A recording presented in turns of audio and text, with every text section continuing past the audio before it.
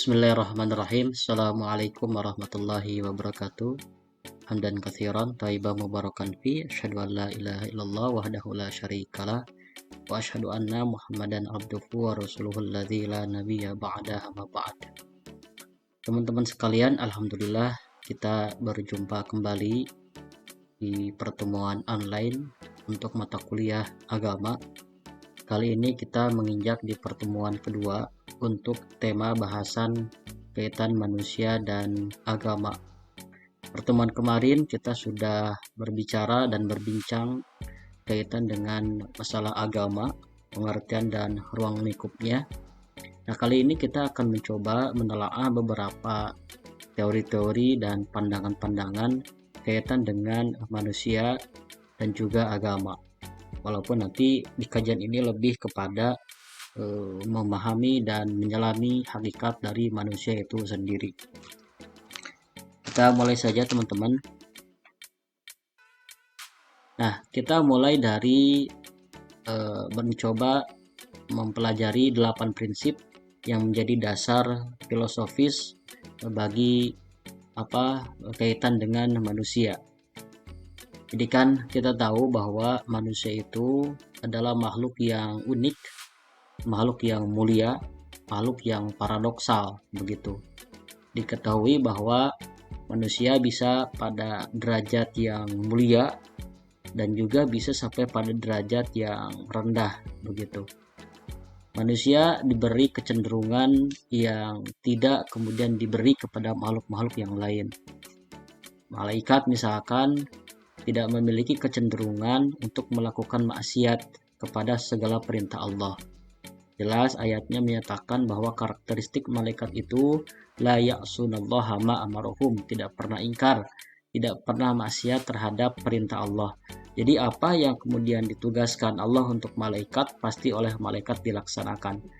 Nah, malaikat tidak memiliki kecenderungan untuk melakukan atau membangkang bermaksiat terhadap perintah Allah Subhanahu wa taala. Nah, sementara iblis, makhluk Allah yang lain, iblis itu punya kecenderungan atau senantiasa punya kecenderungan malah maksiat pada Allah. Jiwanya itu dipenuhi amarah, dipenuhi nafsu dan emosi untuk senantiasa membangkang terhadap perintah Allah. Kita tahu bahwa dosa pertama yang dilakukan oleh iblis ini kan kaitan dengan ketika waktu diusir oleh Allah dari surga, yaitu dosa melakukan perbuatan takabur atau sombong, sehingga kemudian iblis diusir. Setelah diusir, maka iblis itu berjanji akan senantiasa menggoda manusia. Nah, inilah yang kemudian perlu kita cermati dan pahami bersama bahwa manusia ini diantara persimpangan begitu, persimpangan jalan, punya kecenderungan untuk senantiasa mengamalkan amal kebaikan, juga kemudian punya kecenderungan juga untuk senantiasa melakukan kegiatan-kegiatan atau maksiat gitu. Jadi itulah kenapa kemudian manusia dikatakan sebagai makhluk unik, makhluk paradoksal begitu. Tetapi manusia pula dikatakan oleh Allah sebagai makhluk yang mulia. Penciptaannya sempurna. Laqad khalaqnal insana fi ahsani taqwim. Begitu istilahnya dalam Quran. Allah menjadikan manusia, menciptakan manusia dengan bentuk yang sempurna begitu. Nah, berdasarkan pemahaman ini, maka kita mesti memahami prinsip dari hidup yang berkaitan dengan manusia. Yang pertama dikatakan bahwa manusia adalah makhluk paling mulia di alam ini. Jelas bahwa Allah tadi di ayat surat At-Tin sudah menciptakan manusia sebagai makhluk dengan bentuk yang sempurna. Kemudian Allah pula memberikan amanat kepada manusia dikala makhluk-makhluk lain enggan untuk mengemban amanah itu, yakni amanah beribadah, amanah menjadi khalifah di muka bumi, begitu. Manusia yang kemudian mengemban dari amanah Allah Subhanahu wa taala karena Allah sudah memberikan potensi-potensi kepada manusia yang dengan potensi itu manusia bisa sampai pada derajat yang mulia begitu. Nah, jadi prinsip pertama adalah makhluk yang paling mulia. Di mana letak kemuliaannya? Di antara pendapat yang menyatakan bahwa manusia diberi potensi akal pikiran. Dikala makhluk yang lain tidak diberi akal pikiran, misalkan hewan, kemudian tumbuhan. Nah, manusia oleh Allah diberi akal pikiran. Makanya secara garis besar, secara umum, bahwa Allah sudah memberikan hidayah kepada umat manusia. Yang pertama disebut dengan hidayatul wijdan, yaitu hidayah insting. Hidayah wijdan ini Allah kasih kepada makhluk, bisa dikatakan semua makhluk, termasuk manusia. Hewan punya insting, oleh Allah dikasih insting, begitupun dengan tumbuhan. Hewan misalkan, kenapa kemudian ayam bisa mengerami induknya, mengerami anaknya pas selama 21 hari? Apakah kemudian ayam tersebut pintar atau cerdas begitu? Tentu saja tidak. Allah kasih insting kepada ayam untuk kemudian dengan insting itu ayam bisa mengerami anaknya selama 21 hari. Kemudian laba-laba bisa membuat rumah jaring yang sangat bagus, yang sangat rapi. Itu bukan karena laba-laba diberi kepintaran dan kecerdasan, tapi laba-laba dikasih insting oleh Allah Subhanahu wa taala. Kemudian tumbuhan pun sama, ketika misalkan tanaman, sebut saja misalkan putri malu, ketika disentuh oleh yang lain pasti akan kemudian secara otomatis mengencupkan daunnya begitu. Itu termasuk bagian dari sunnatullah yang hampir senada dengan makna insting begitu dalam tumbuhan. Nah, manusia contohnya misalkan bayi ketika akalnya belum sempurna, bayi diberi oleh Allah insting begitu. Insting misalkan ketika bayi mengalami ketidaknyamanan karena misalkan pipis atau ngompol di pampers atau di popok ya, kemudian bayi itu nangis. Nah, bayi itu nangis karena merasakan ketidaknyamanan.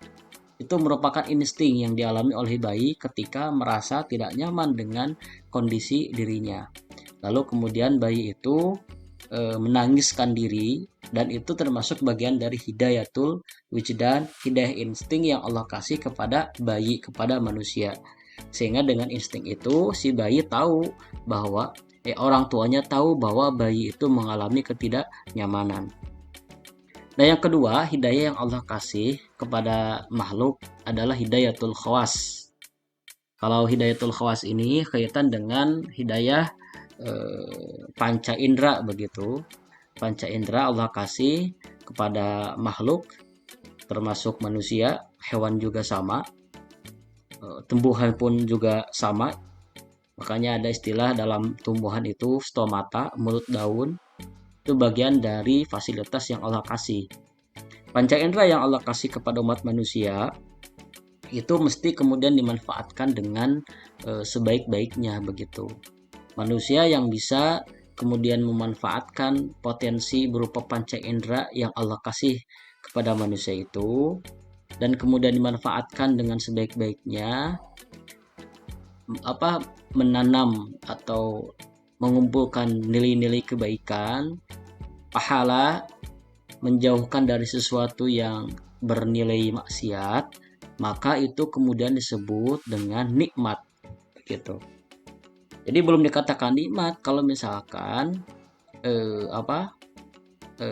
kalau misalkan apa yang Allah kasih itu tidak dimanfaatkan dengan maksimal, tidak dimanfaatkan dengan semestinya sesuai proporsinya begitu. Jadi kenikmatan itu mesti dinikmati dengan cara memanfaatkan potensi yang Allah kasih itu dengan mengamalkan segala amalan yang baik. Yang ketiga, Allah memberikan kepada manusia adalah hidayatul akli. Nah, ini yang kemudian tidak Allah kasih kepada makhluk yang lain di dunia utamanya, makhluk yang kasat mata, yaitu hidayah akal, potensi akal. Akal itu kan letaknya di identik dengan hati, kemudian identik dengan otak ya. Memang otak Allah kasih juga kepada hewan, tetapi otak hewan itu tidak berfungsi sebagai akal. Nah, dengan akal ini kemudian manusia bisa membedakan mana yang baik, mana yang salah begitu, mana yang keliru. Tapi otak yang diberi kepada hewan itu hanya sebatas fungsi untuk mengendalikan organ tubuh dari hewan itu, tidak berfungsi sebagai akal yang berlaku kepada manusia yang bisa membedakan mana yang baik, mana yang salah begitu. Jadi hewan itu hanya cukup pada hidayatul khawas, insting punya begitu. Ketika ada misalkan anak ayam misalkan diburu atau diinjak ya oleh manusia, misalkan pasti induknya secara naluriah insting mengatakan langsung dikejarkan gitu. Tidak dengan akalnya, tapi manusia ya dengan akalnya bisa membedakan mana yang baik, mana yang salah. Dengan akal ini pula manusia bisa sampai derajat yang mulia, bisa juga pada sampai derajat yang rendah. Contoh kecil misalkan, hewan dengan instingnya misalkan mematuk karena lapar ya, insting lapar mematuk padi atau pare istilahnya dalam bahasa Sunda yang sedang digelar begitu, dijemur begitu. Nah, ketika ayam lapar, instingnya berbicara, dia kemudian mematuk sesuai dengan apa yang dia butuhkan, sesuai dengan naluri yang dia butuhkan begitu.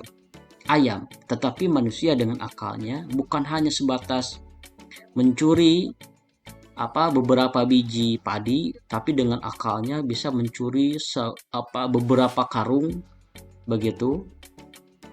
Karena memang tergantung penggunaan akalnya. Nah, ini yang kemudian bahwa istilah balhum adol, manusia itu bisa lebih sesat dari hewan ya, karena memang akal itu bisa membuat perencanaan yang dengan rencana itu manusia bisa melakukan sesuatu begitu. Kalau misalkan dalam dirinya punya kecenderungan berbuat sesuatu yang jahat, yang negatif, maka perencanaan pun akan diarahkan kepada sesuatu yang negatif, seperti yang tadi dicontohkan begitu. Dan dikatakan bahwa manusia juga, hewan juga, manusia adalah hewan yang berpikir, hayawanun natik begitu. Kalau kata Syed Nakib Alatas dikatakan bahwa manusia itu animale rasionale, makhluk yang hewan yang rasional, yang berpikir begitu. Natik itu, hayawanun natik itu sebetulnya bermakna berbicara. Nah, layaknya manusia, hewan pun kemudian istilahnya bukan berbicara, tetapi berbunyi gitu. Nah, kalau manusia adalah dengan pikirannya bukan hanya sebatas berbunyi, tapi juga berbicara. Berbicara itu sesuai apa yang ada di akal pikirannya, begitu. Jadi tidak asal bunyi atau asbun, tetapi kemudian dia mengatakan sesuatu yang sesuai dengan apa yang dia pikirkan dalam akal pikirannya. Itulah manusia. Jadi manusia diberi akal pikiran yang kemudian menjadikan manusia menjadi makhluk yang mulia begitu. Nah, yang keempat ada hidayatuddin, hidayah agama. Nah, ini yang paling penting dari semua hidayah agama. Dengan agama, manusia bisa membedakan mana yang halal, mana yang haram, mana yang bisa menyebabkan ke surga, atau mana yang bisa menyebabkan ke neraka. Itu dengan hidayah agama. Tentu saja hidayah agama Islam. Dan ini mahal harganya. Hidayah agama ini suatu saat bisa lepas begitu saja kalau tidak dipelihara oleh manusia. Contoh misalkan kisah dari seorang bernama Ummu Habibah atau Siti Romlah. Siti Romlah ini adalah putri dari Abu Sufyan, tokoh Quraisy waktu itu. Siti Romlah masuk Islam bersama suaminya Ubaidillah begitu.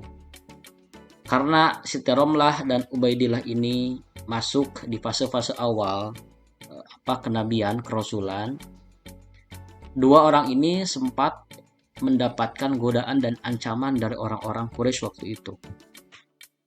Nah, karena mendapatkan ancaman oleh Nabi disuruh untuk hijrah, mempertahankan akidah, hijrah ke Habsyah, Ethiopia sekarang.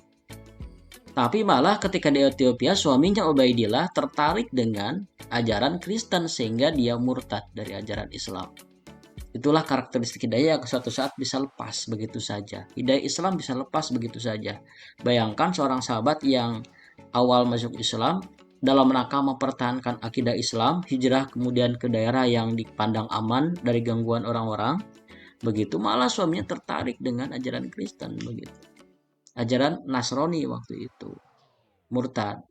Kemudian bercerai, berpisah, lalu kemudian istiqomah ditikah oleh Rasulullah Shallallahu Alaihi Wasallam menjadi istri dari Rasulullah SAW.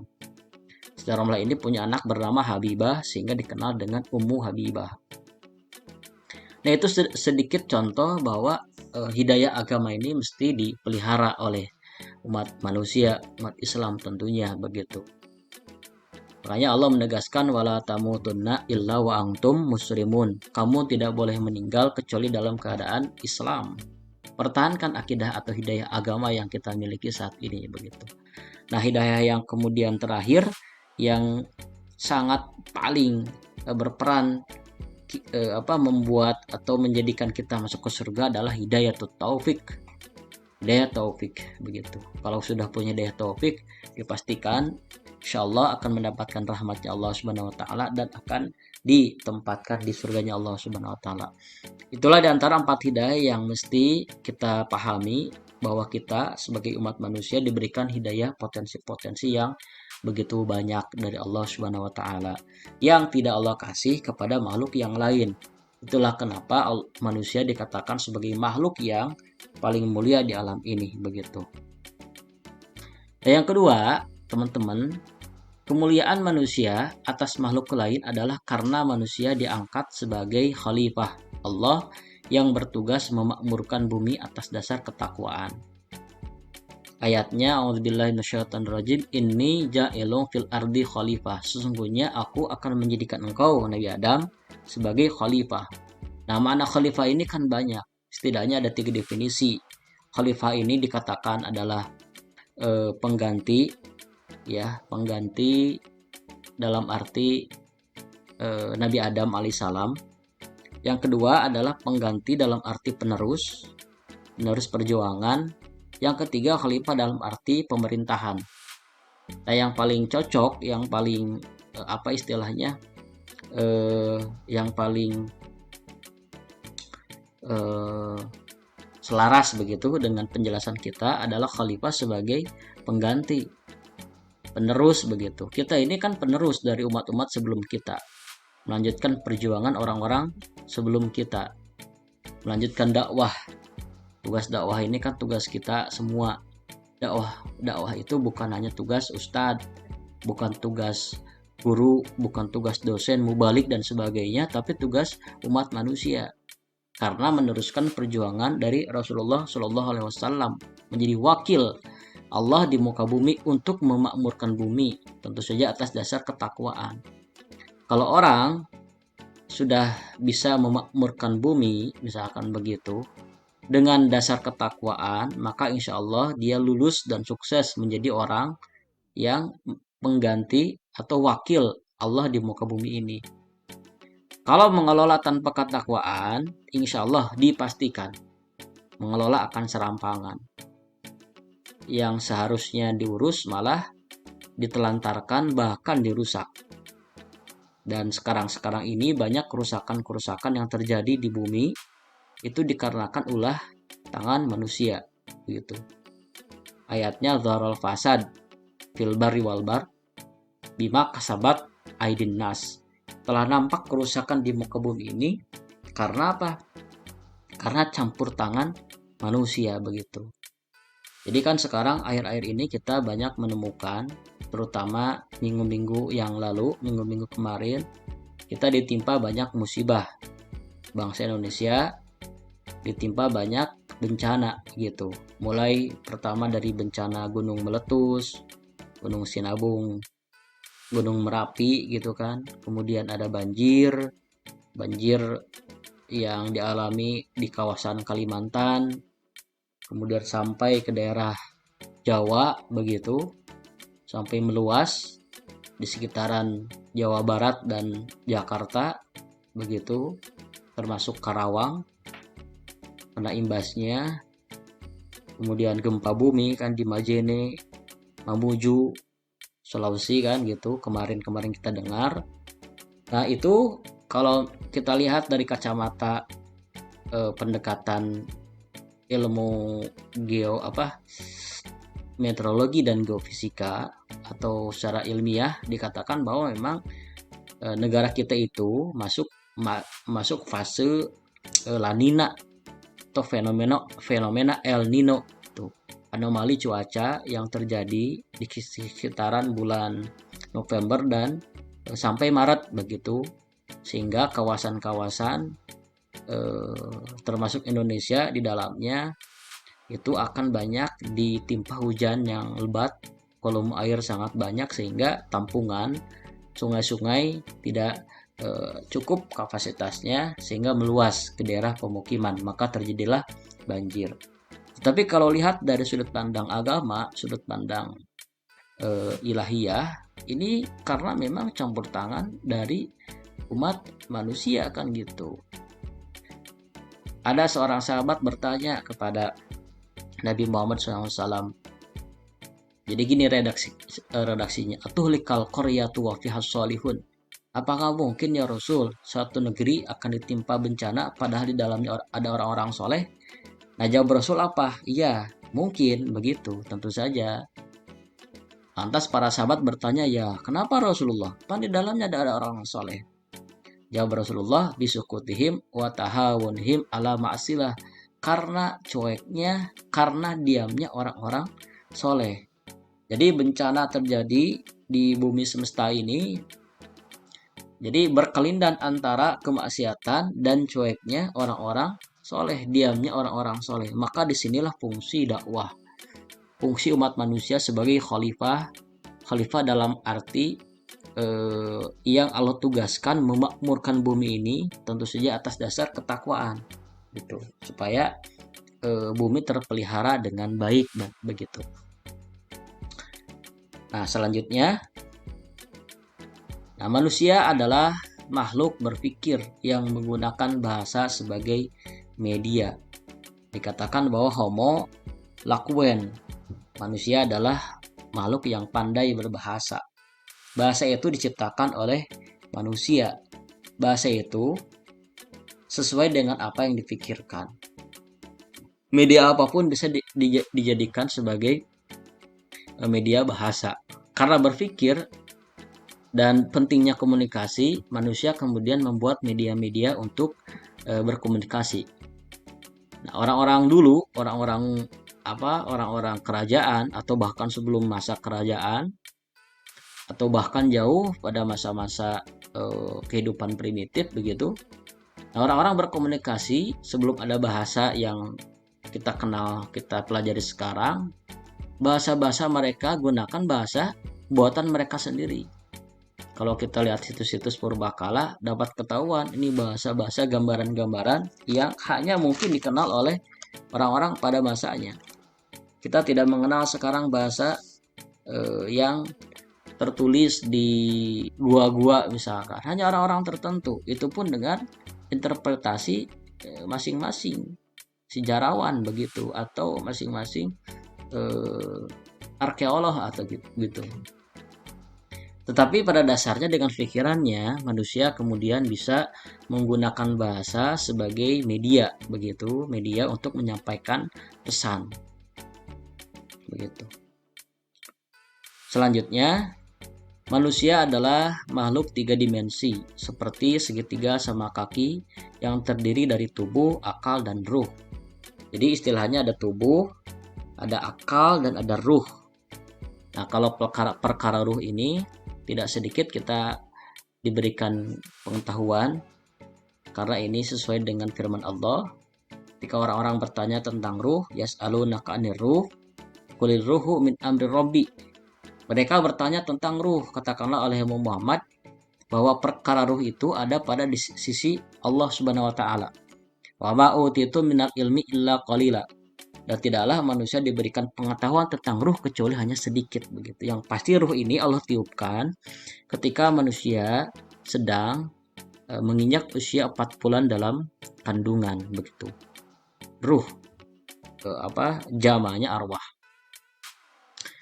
Jadi kan kita tahu bahwa ketika manusia diciptakan ketika usia 4 bulan, ya, kalau dalam Al-Quran masa-masa awal itu masa-masa krusial sampai 4 bulan, dimulai dari pertemuan sel sperma dan sel telur, dua sel gamet bertemu, terjadilah pembuahan.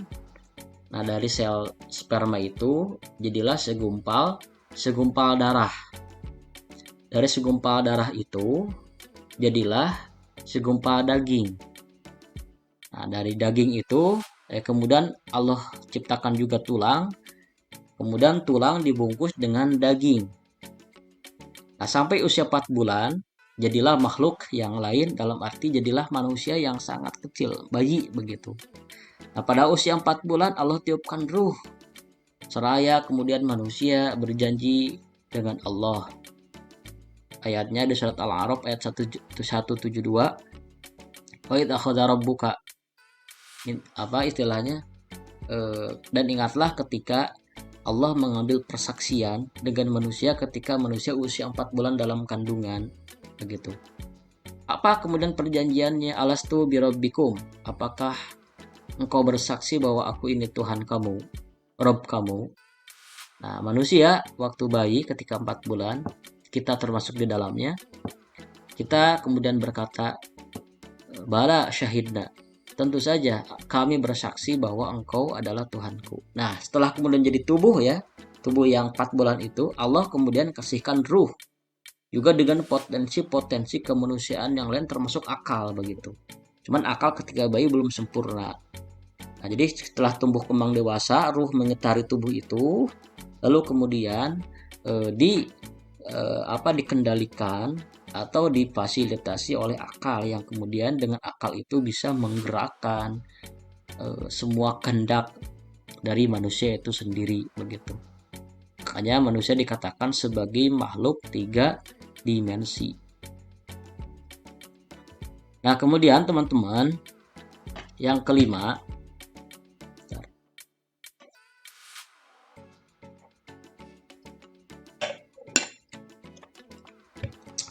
pertumbuhan dan perkembangan manusia dipengaruhi oleh faktor keturunan dan lingkungan.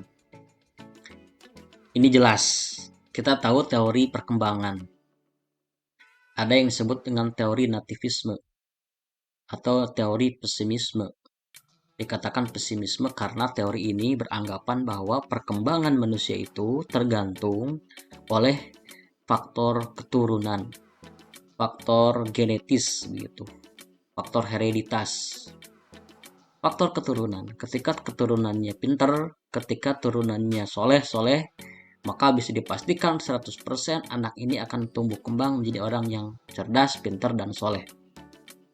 Sebaliknya, ketika turunan orang tuanya misalkan IQ-nya rendah, kemudian perangainya buruk, maka dipastikan anak itu mengalami perkembangan yang buruk pula, sekalipun lingkungannya bagus. Makanya dikatakan pesimis, karena menggantungkan harapan hanya kepada keturunan. Yang kedua ada teori empirisme atau teori positivisme. Kalau empirisme itu beranggapan bahwa perkembangan manusia itu tergantung oleh lingkungan semata. Keturunan, genetis, hereditas tidak berpengaruh sekalipun. Yang berpengaruh adalah lingkungan. Jadi seburuk apapun latar belakang keluarga, keturunan yang ada yang dimiliki, kalau lingkungannya baik, dipastikan 100% perkembangannya akan baik begitu. Sekalipun keturunan copet misalkan, tapi kalau misalkan hidup berkembang di lingkungan yang baik, yang positif, maka dipastikan perkembangannya pun akan baik pula begitu. Nah, yang ketiga ada teori konvergensi. Ini teori alternatif. Setelah ditelaah ternyata kedua faktor ini sangat mempengaruhi pertumbuhan dan perkembangan dari manusia. Contoh misalkan orang dengan keturunan keluarganya, bapak dan ibunya misalkan tinggi, maka dipastikan atau setidaknya dimungkinkan atau besar kemungkinan anak itu akan tumbuh, akan berkembang dari sisi physically itu seperti kedua orang tuanya, atau kalaulah tidak kedua orang tuanya mungkin kakeknya atau neneknya begitu. Begitupun dengan perkembangannya, perkembangan psikisnya misalkan. Karena kan gini, ada yang disebut dengan kleptomania kan gitu. Kleptomania ini adalah orang yang sangat doyan mencuri kan gitu. Kadangkala itu dipengaruhi oleh faktor keturunan juga. Begitu. Ketika keturunannya suka mencuri, nah itu nurun ke anak. Kebiasaan-kebiasaan yang dilakukan oleh orang tua tidak secara langsung memang, tapi bisa dipastikan atau kemungkinan besar bisa ada yang menempel kepada bagian karakter anak begitu. Anak kemudian gampang emosi, anak yang ini ramah, kemudian anak yang ini tenang. Itu bisa jadi dipengaruhi oleh keturunan. Pun dipengaruhi juga oleh lingkungan. Lingkungan juga bisa mempengaruhi. Nah, lingkungan itu kan kaitan dengan pendidikan. Pendidikannya baik, maka insya Allah perkembangannya pun akan baik. Tapi kalau didikannya salah atau keliru, maka yang terjadi adalah perkembangan yang tidak diharapkan begitu. Jadi istilahnya bahwa perkembangan dari manusia ini ditentukan atau tergantung dari faktor keturunan juga faktor lingkungan begitu. Nah, selanjutnya manusia mempunyai motivasi dan kebutuhan. Setiap manusia punya hajat, punya kepentingan. Kepentingan itu ada yang kemudian bisa diraih dengan mudah, ada yang sulit diraih. Makanya ada motivasi. Selalu ada motivasi untuk meraih apa yang dibutuhkan. Motivasi manusia apa sih sebetulnya? Ya, kalau misalkan motivasinya ingin meraih surganya Allah, yang dibutuhkannya adalah surganya Allah, maka manusia mesti seyogianya melakukan amalan-amalan yang menuju surganya Allah Subhanahu wa taala. Contoh kecil misalkan di dunia, anak butuh pendidikan. Anak butuh manusia butuh kehidupan yang layak. Maka itu menjadi motivasi. Motivasi besarnya menciptakan atau menghadirkan atau memberikan yang terbaik untuk keluarga, itu motivasinya. Sehingga dalam aktivitas, dalam kesehariannya itu kaya dengan muatan-muatan yang mengarah kepada kebutuhan yang diinginkannya gitu. Manusia punya hajat, punya kebutuhan. Punya kebutuhan secara pribadi. Kebutuhan pokoknya jelas, ada sandang, ada pangan, ada papan. Sandang ini kaitan dengan pakaian. Pakaian apalagi dewasa ini sudah di zaman 4.0, di mana orang-orang banyak kemudian dituntut untuk bisa berinovasi dan semakin modern sebetulnya, semakin modern zaman, semakin tertutup pula pakaian yang dikenakan oleh wanita pada umumnya. Kemudian papan, kalau papan kaitan dengan rumah atau tempat tinggal, itu juga jadi motivasi. Siapapun di antara kita pasti ingin atau punya mimpi atau cita-cita dan pasti menjadi kebutuhan, ingin memberikan yang terbaik buat keluarga dengan membangunkan rumah yang layak. Kemudian dengan memfasilitasi sandang atau pakaian yang layak begitu. juga pangan. Ini menjadi kebutuhan primer pokok yang paling fundamental. Makanan. Orang tidak bisa eksis kalau tanpa makanan. Nah, ini contoh dari kebutuhan yang dimiliki oleh setiap manusia. Karena ingin mencapai kebutuhan, maka motivasinya pun akan besar dengan tujuan untuk mencapai kebutuhan-kebutuhan manusia itu. Nah, selanjutnya, manusia sebagai individu berbeda dengan manusia lainnya karena pengaruh faktor keturunan dan lingkungan. Ya, seperti yang tadi disampaikan. Manusia, 1000 manusia, 1000 karakter, dan 1000 pemikiran. Setiap individu berbeda karena perbedaan itu merupakan sunatullah. Perbedaan itu indah. Allah sudah menegaskan bahwa dirinya telah menciptakan manusia itu berbangsa-bangsa, bersuku-suku, berkabilah-kabilah untuk saling mengenal satu sama lain, tidak untuk saling meninggikan, merendahkan satu sama lain.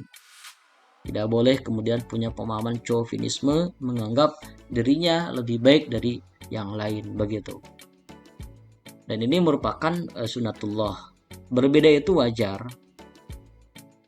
Berbeda itu adalah sebuah keniscayaan, sebuah kepastian yang pasti dialami. Bahkan bukan hanya perbedaan yang dialami antar keluarga, bahkan sama keluarga, sama keturunan pun pasti ada perbedaan. Ada adik yang punya karakter semangat, kakaknya males. Ada itu teh, tergantung lingkungan begitu dan keturunan.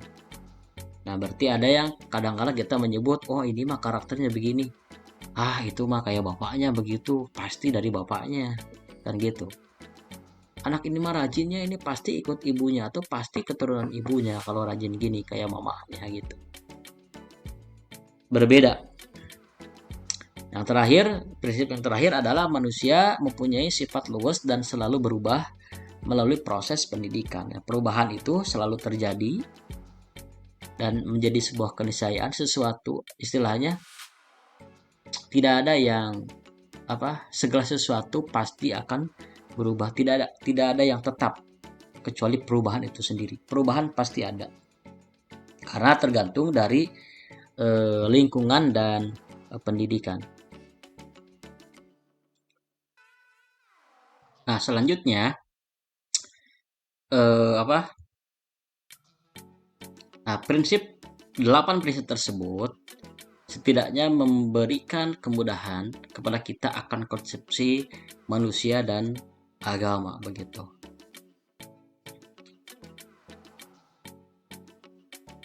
Nah, sekarang kita coba memandang manusia dari proses penciptaan. Menurut Musa Asy'ari menyebutkan ada 4 tahap proses penciptaan manusia. Ini kaitan dengan korelasi antara manusia dan agama. Jadi sudut pandang yang kita lihat adalah sudut pandang agama terkait dengan proses penciptaannya. Yang pertama ada tahap jasad, yang kedua tahap hayat, yang ketiga tahap ruh, dan yang keempat tahap nafs, begitu. Nah, yang pertama tahap jasad. Al-Quran menjelaskan bahwa permulaan penciptaan manusia adalah dari tanah, min turab. Istilahnya khalaqnal insana min turab, min sulalatin min tin, min hama'im masnun. Tetapi secara secara konsepsi awal manusia itu berasal dari tanah, begitu. Banyak kemudian filosofi berkembang kaitan dengan proses penciptaan manusia dari tanah ini. Ada yang kemudian kenapa manusia tercipta dari tanah? Karena memang manusia itu akan kembali ke tanah. Berawal dari tanah, kembali ke tanah. Yang kedua ada yang menyatakan bahwa kenapa dari tanah? Karena segala sesuatu yang kita makan itu berasal dari tanah. Tumbuhan atau padi yang kita makan, nasi yang kita makan itu kan berasal dari padi yang ditanam di tanah. Saripati tanah kemudian menyitari atau mengilhami terjadinya proses dari padi itu. Kemudian daging pun itu pada dasarnya berasal dari saripati tanah, karena daging sapi.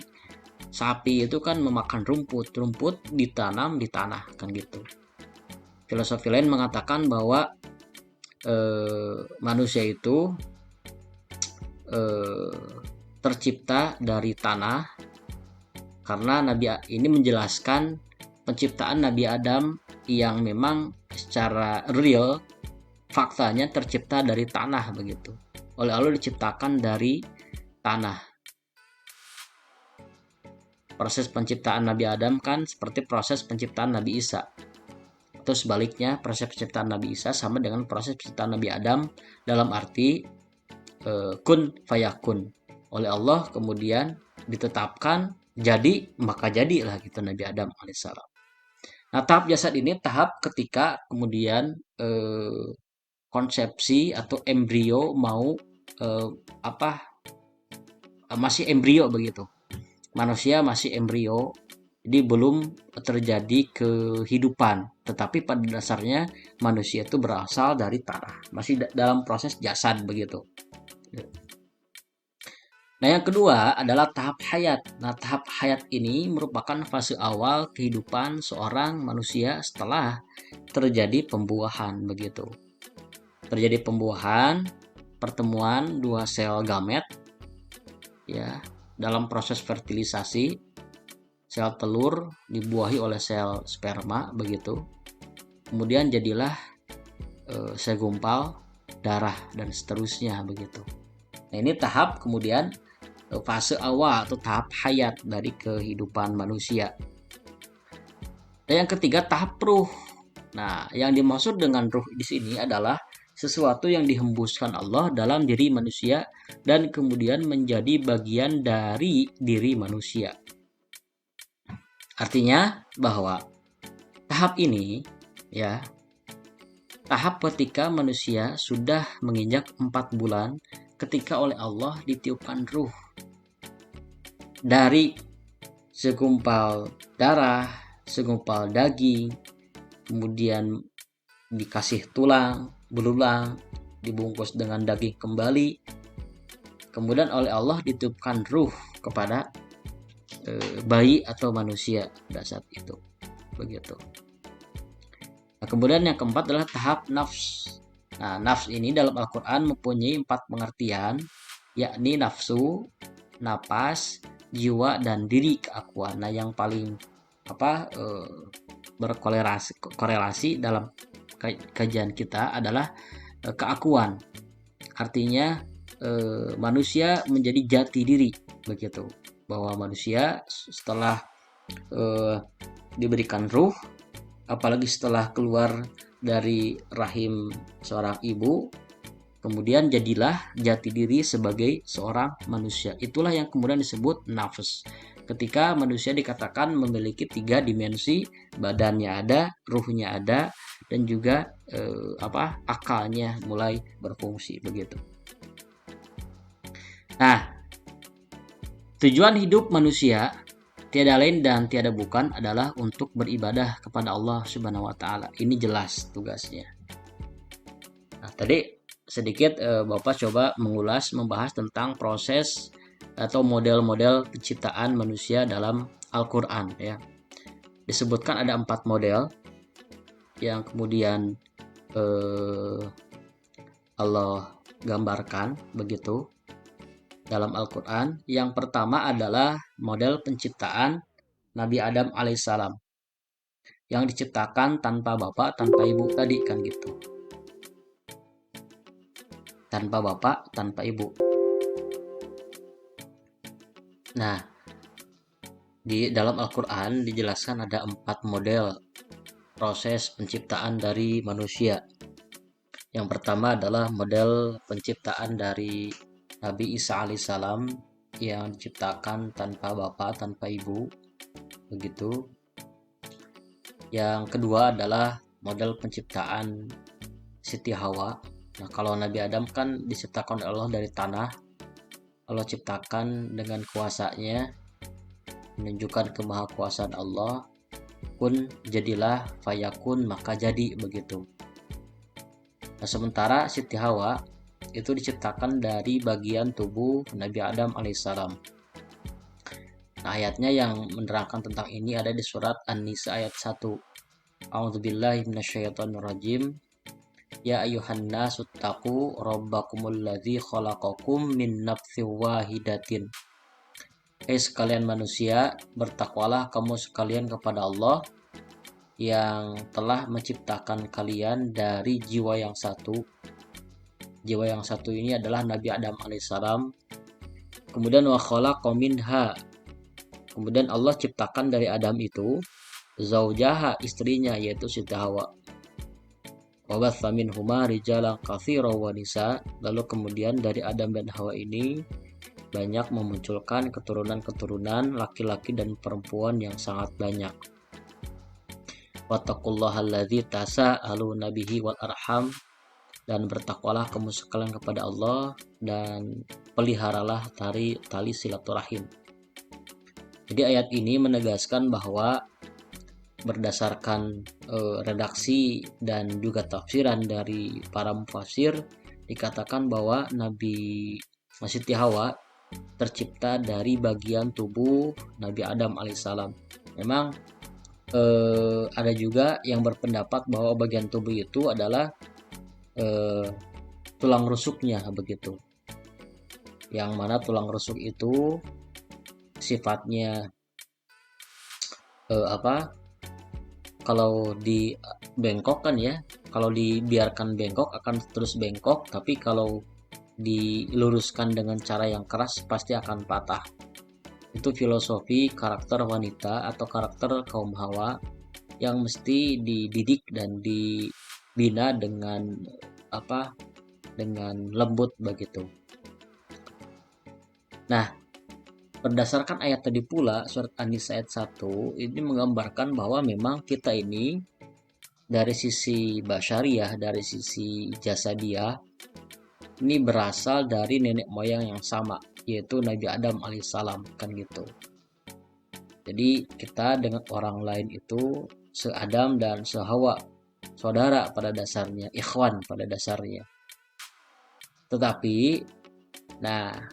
ada redaksi yang kemudian memberikan penegasan wattaqullaha alladzi tasaaluna bihi wal arham. Bertakwalah kamu sekalian kepada Allah. Jadi ketika kita berkumpul dengan keluarga, bukan hanya sebatas menghubung-hubungkan kerabatan, tapi juga di dalamnya ada hubungan ketakwaan yang sama, begitu. Tidak serta-merta menjelaskan silsilah biologis, begitu, tetapi harus kemudian mentransfer atau saling menguatkan dari sisi akidah dan ketakwaan kepada Allah Subhanahu wa taala, supaya nanti bukan hanya berkumpul di dunia, tapi di akhirat pun kalau takwa kita, akidah kita sama, insya Allah akan kembali berkumpul, begitu. Ini makna silaturahim yang sebenarnya. Nah, model yang ketiga adalah model penciptaan Nabi Isa alaihissalam, yang diciptakan tanpa bapak, tanpa bapak, tapi melalui rahim seorang ibu bernama Siti Maryam. Inna mathala Isa indallahi kamathali Adam. Ini ayatnya. Sesungguhnya proses penciptaan Nabi Isa sama dengan proses penciptaan Nabi Adam alaihissalam. Khalaqahu min turab. Allah ciptakan dari tanah, tsumma qala lahu kun fayakun. Kemudian dikatakan kepada tanah itu, kun, jadilah manusia, fayakun, maka jadilah manusia. Jadi sama proses penciptaan Nabi Adam dan Nabi Isa itu dengan kuasa Allah. Dari tanah, Allah menunjukkan betapa maha kuasanya Allah Subhanahu wa taala. Jadilah manusia, maka jadilah. Begitupun Siti Maryam yang tanpa proses, tanpa disentuh oleh laki-laki, Allah tiupkan ruh. Siti Maryam itu ditiupkan ruh dan seketika Siti Maryam hamil, begitu. Sehingga dicurigai oleh masyarakat dan disangkakan bahwa Siti Maryam ini seorang pezina karena hamil tanpa bapak. Ini bentuk ujian yang Allah kasih kepada Siti Maryam. Siti Maryam mempertahankan anaknya, titipan Allah. Allah tidak membiarkan begitu saja kepada Siti Maryam. Allah kasih rizki yang banyak untuk Siti Maryam dan anaknya itu.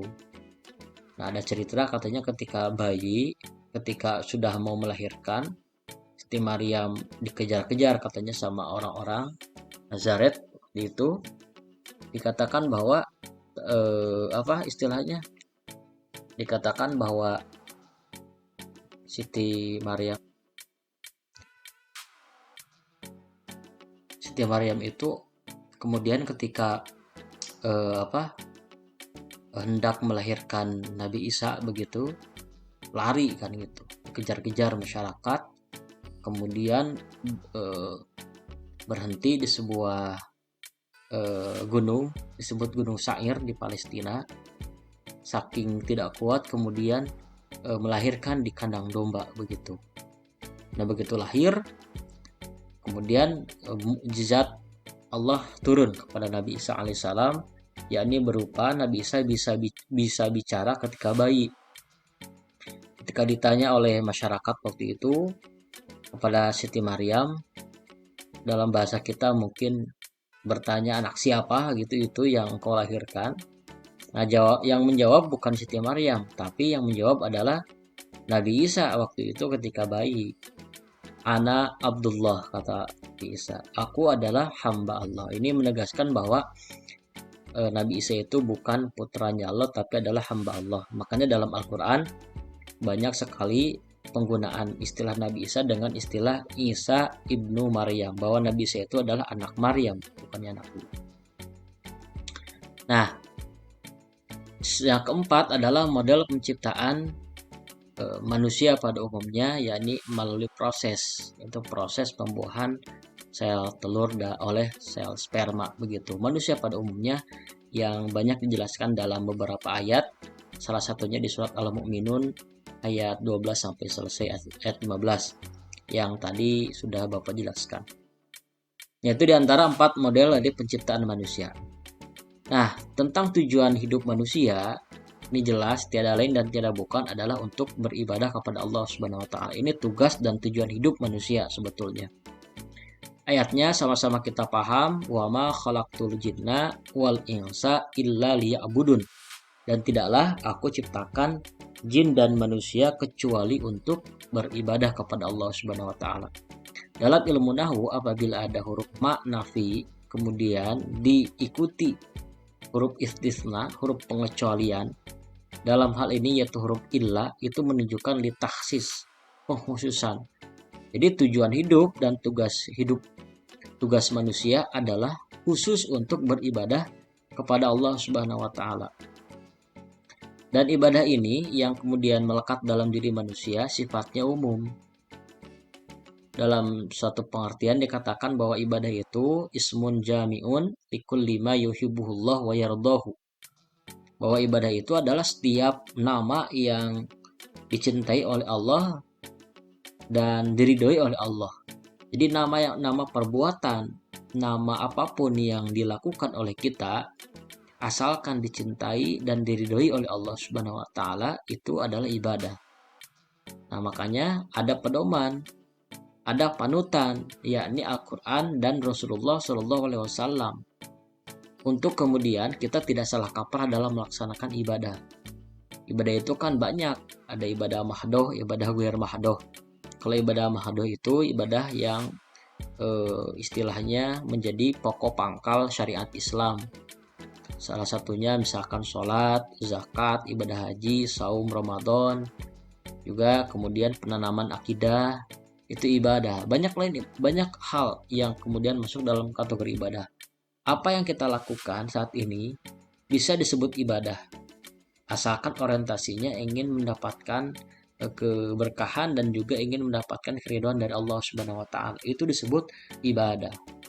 Jadi bukan hanya sebatas di masjid begitu, dimanapun kita berada, asalkan berorientasi pada keridhaan Allah Subhanahu wa taala, itu disebut dengan ibadah. Kalian kuliah, itu untuk ibadah. niatkan diri untuk ibadah. Walaupun ada orientasi lain, tapi harus terpatri dalam diri ada niatan untuk beribadah kepada Allah Subhanahu wa taala. Sekalipun misalkan kuliah kita ini apa di kita kuliah ini untuk kebagian orang tua, insya Allah itu pun termasuk ibadah. Begitu. Kemudian, nah kedudukan manusia adalah sebagai khalifah. Nah, kata khalifah ini disebutkan dalam Al-Quran sebanyak 10 kali. Nah, Dawam Raharjo menilai bahwa khalifah dalam arti pengganti memiliki 3 makna. Yang pertama, khalifah Allah itu adalah Adam. Ya, yang Allah kemudian ajarkan Adam nama-nama sehingga kita tahu begitu. Kemudian yang kedua, khalifah Allah itu adalah generasi penerus atau pengganti. Kita ini adalah generasi pengganti generasi sebelumnya. Generasi yang akan datang adalah pengganti generasi dari kita, begitu. Yang ketiga adalah khalifah Allah itu adalah kepala negara atau kepala pemerintahan. Ini berlaku setelah wafatnya Rasulullah Shallallahu Alaihi Wasallam. Khalifah Rasyidun itu kan yang pertama Abu Bakar, ini bukan pengganti Rasulullah yang pertama. Kemudian khalifah yang kedua adalah Umar bin Khattab, begitu. Yang ketiga Utsman bin Affan, yang keempat Ali bin Abi Thalib. Nah, yang paling tepat gitu kan. Nah, yang paling tepat itu bukan yang paling tepat istilahnya, yang paling mendekati kalau menurut Dawam Raharjo, khalifah dalam pengertian penerus generasi, juga pengertian dalam arti Nabi Adam alaihissalam, begitu. Namun ada penjelasan lain dari Hasan Langgulung kaitan dengan karakteristik manusia. Selaku khalifah Allah di bumi, manusia itu memiliki beberapa karakteristik. Yang pertama, sejak awal penciptaannya, manusia adalah baik secara fitrah. Ia tidak mewarisi dosa karena ada meninggalkan surga. Yang pertama, manusia itu kan secara lahir sudah dalam keadaan Islam, seperti yang dijelaskan banyak ustadz, banyak dosen, begitu. Ketika lahir, kullu mauludin yuladu al fitrah. Setiap bayi yang baru lahir itu ada dalam badan fitrah Islam. Kenapa Islam? Karena sejak usia 4 bulan Allah sudah mengadakan perjanjian dengan kita waktu 4 bulan. Alastu birabbikum qalu bala syahidna. Apakah engkau bersaksi bahwa aku ini Tuhanmu? Jawaban kita waktu bayi jelas, kami bersaksi bahwa engkau Tuhanku. Jadi ketika lahir tidak kemudian seperti yang dikatakan John Locke dengan teorinya tabula rasa, bahwa setiap bayi yang baru lahir bagaikan kertas putih, begitu tidak. Tetapi ketika lahir bayi sudah memiliki pemahaman nilai-nilai akidah tauhid, begitu. Nah, tidak mewarisi dosa Adam karena meninggalkan surga. Di Islam itu tidak ada yang dikenal atau disebut dengan istilah dosa waris, tidak ada. Yang ada ketika lahir ke bumi, manusia dalam keadaan fitrah suci Islam. Yang kedua, interaksi antara badan dan ruh menghasilkan khalifah. Karakteristik ini yang membedakan manusia dengan makhluk lain. Jadi interaksi itu artinya ada proses komunikasi antara badan dengan ruh kita. Ya, ruh ini kemudian menjiwai dan menggerakkan setiap langkah badan anggota tubuh manusia, tentu dengan di bawah kendali akal. Nah, akal pikiran kemudian ada interaksi antara badan ruh, ini yang kemudian menjadikan manusia sebagai khalifah, begitu. Nah, yang ketiga, manusia selaku khalifah memiliki kebebasan berkehendak, free will. Suatu kebebasan yang menyebabkan manusia dapat memilih tingkah lakunya sendiri. Dalam istilah Islam, kaitan dengan kebebasan berkehendak, kita mesti mengetahui dan memahami makna qada dan qadar. Qada itu ketetapan Allah sejak zaman azali dan cenderung tidak bisa dirubah. Sementara qadar ini takdir Allah yang cenderung bisa dirubah, begitu. Kita harus mengimani hal ini. Contoh qada, misalkan kalian saya selaku laki-laki itu sudah ketetapan, tidak bisa dirubah. Tetapi apabila misalkan saya berkehendak untuk menjadi guru besar atau profesor, kita diberikan kebebasan berkehendak begitu. Sekalipun mungkin takdirnya sampai doktor, lektor kepala, tidak sampai profesor misalkan begitu. Tetapi kalau kita berusaha, karena kita diberikan kebebasan berkehendak, berusaha, kita kemudian punya takdir yang tertera itu bisa dirubah. Makanya kenapa ada syariat doa itu untuk merubah. Kenapa mesti ada ikhtiar itu untuk merubah gitu. Seseorang misalkan ditakdirkan miskin, tapi itu takdir yang sifatnya bisa berubah. Berubah sesuai dengan perilaku dan kewenangan yang dimiliki oleh seorang manusia dan actionnya gitu. Nah kalau misalkan Bapak lahir di Tasikmalaya nih, ini merupakan kodok ketetapan yang tidak bisa dirubah sama sekali kan gitu. Tetap dirubah sekalipun tetap Bapak pada dasarnya faktanya Bapak lahir di Tasikmalaya misalkan begitu. Kodoknya Allah sudah membuatkan rumus sama halnya dengan kalkulator 2 tambah 2 sama dengan 4. Nah, kita diberikan kebebasan untuk menentukan kalau hasilnya 4, apa usaha kita? Apakah 2 tambah 2 atau 2 kali 2 atau 6 kurang 2 dan sebagainya, tergantung usaha kita begitu. Nah, ini keselarasan antara free will dan pemahaman Jabariyah fatalism. Karena kan dulu ada Jabariyah, ada Qadariyah. Kalau Jabariyah ini kan dalam teologi Islam, Jabariyah ini memiliki pemahaman bahwa manusia tidak diberi kewenangan atau kebebasan berkehendak. Semua jahat, baik, buruk, jelek, bagus, itu semua ditetapkan oleh Allah. Manusia tidak bisa punya kehendak untuk melakukan perubahan apapun begitu. Yang kedua ada free will atau predestination. Ini Qadariyah memahami bahwa semua yang kita lakukan adalah hasil jerih payah manusia itu sendiri. Manusia diberi kebebasan untuk melakukan apapun begitu. Manusia diberi kebebasan untuk melakukan apapun dengan cara apapun karena manusia Allah tidak ikut campur begitu. Nah, padahal ada dua-duanya.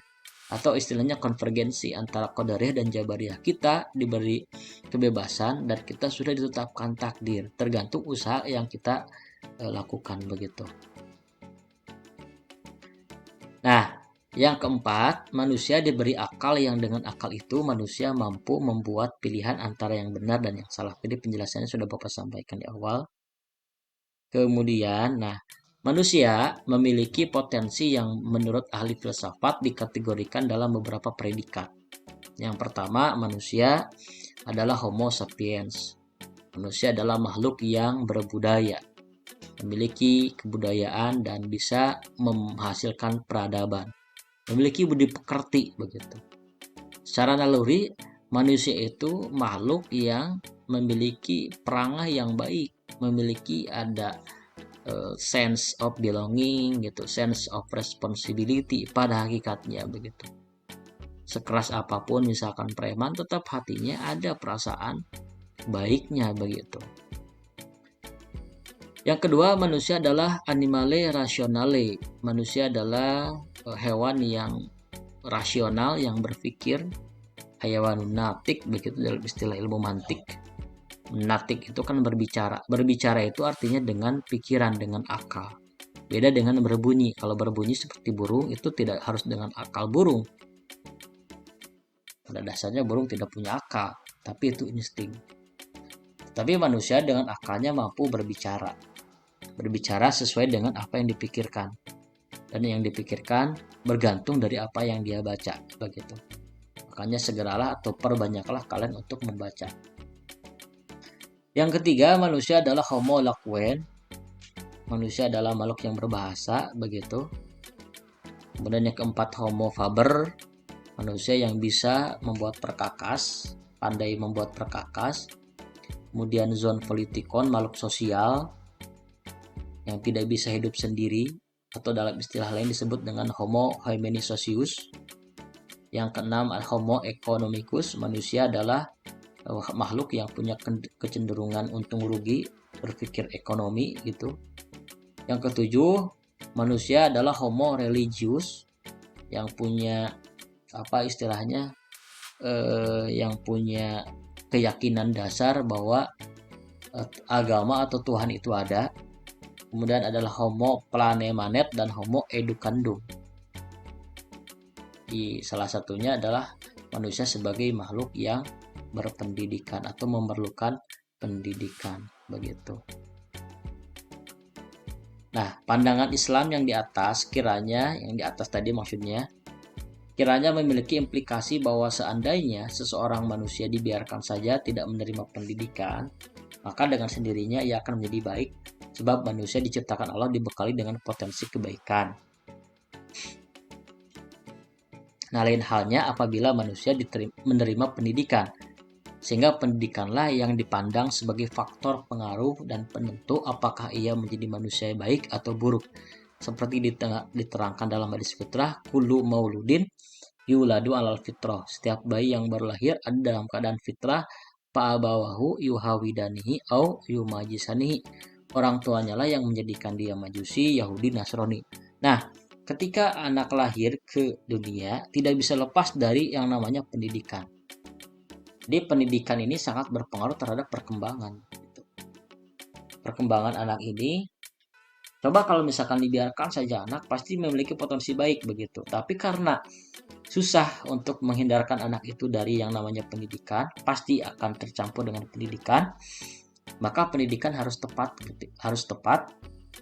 Pendidikan yang diberikan kepada anak harus betul-betul tepat begitu. Nah, permasalahannya, setiap manusia tidak bisa lepas dari lingkungan pendidikan, apakah itu lingkungan keluarga, sekolah, maupun masyarakat, senantiasa mempengaruhi potensi baik manusia. Disinilah letak pentingnya pendidikan bagi perkembangan potensi manusia. Nah, maka pendidikan Islam menjadi solusi bagi penyakit yang menimpa manusia modern. Pendidikan Islam adalah pendidikan yang dibangun atas dasar fitrah manusia, begitu. Pendidikan Islam senantiasa bertujuan menimbulkan pertumbuhan seimbang dari kepribadian total manusia melalui latihan spiritual, intelektual, rasional diri, perasaan, dan kepekaan tubuh manusia. Nah, itu saja barangkali yang bisa Bapak sampaikan pada kesempatan kali ini kaitan dengan manusia dan agama. Mudah-mudahan tidak puas supaya kalian bisa mencari dan terus menggali kaitan dengan ini. Aku qouli hadza wa astaghfirullah li wa lakum. Wassalamualaikum warahmatullahi wabarakatuh.